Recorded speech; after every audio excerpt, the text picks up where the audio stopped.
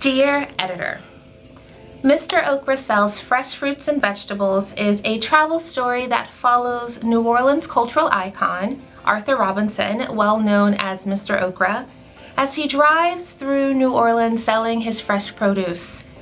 The story highlights 11 of New Orleans' most notable sites and features like Café du Monde and the Mississippi River.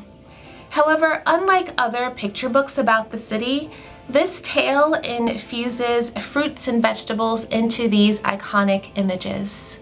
That was the beginning of my query letter.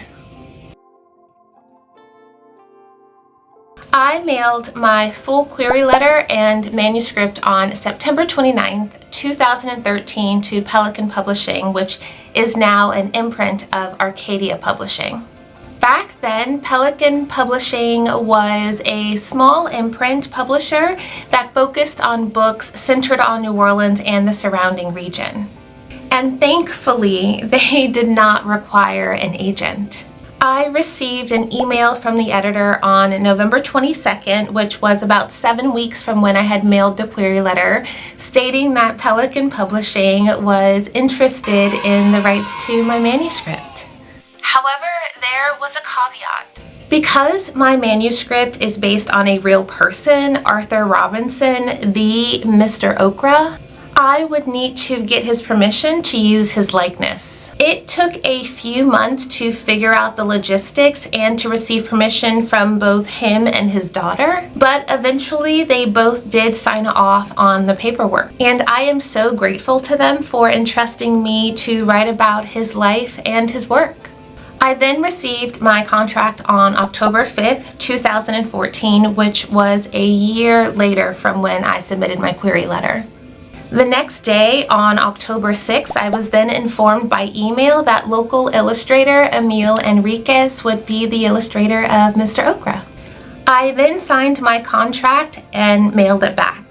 Then on December 8th, 2014, I received an email confirmation that they received my signed contract. And voila, on February 1st, 2016, Mr. Okra Sells Fresh Fruits and Vegetables was published and released out into the world. So from start to finish, from when I mailed my query letter to when Mr. Okra was actually published, it took 2 years and 4 months and a lot of tears to create this 32-page book of illustrated text. And that was a quick turnaround compared to some of the other stories I've heard from colleagues in the field. Since its publication, Mr. Okra has sold a whopping 4,394 copies. I know it's not a lot, but I am still so grateful because I know how much I had to go through in order to publish this book. Most people don't know, but Mr. Okra was written and published during one of the absolute hardest times of my life. My mother was dying. In addition, I had no agent, no other major publications to my name, and no connections to the industry. And I was in the midst of pursuing my second graduate degree and living off of a very menial graduate student stipend. I did have an MFA though, and a very compelling manuscript, as well as a succinct query letter and a promise to my mother that I would one day become a writer. Since its debut on February 1st, 2016 to just shy of February 1st, 2023, yay for its 7th year,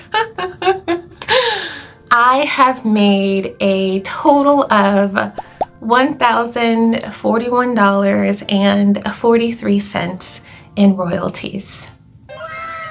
And even less than that in author visits, and trust me, I did a lot of author visits, unfortunately for free. But I wouldn't have changed any of it. I have learned so much about myself and the industry since that first publication. Plus, I have parents who still tell me that Mr. Okra is their child's favorite picture book. I still get messages from friends that they are reading Mr. Okra to their children before bedtime.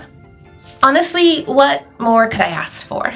But nothing beats being a part of the legacy that Mr. Okra has left on the city of New Orleans. So, thank you, Mr. Okra, for allowing me to be a part of your legacy, and may you rest in peace.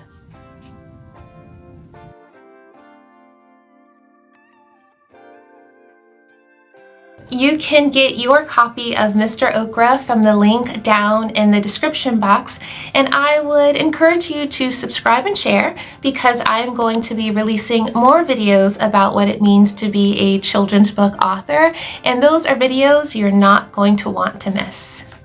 Thank you for watching, and I will see you next time.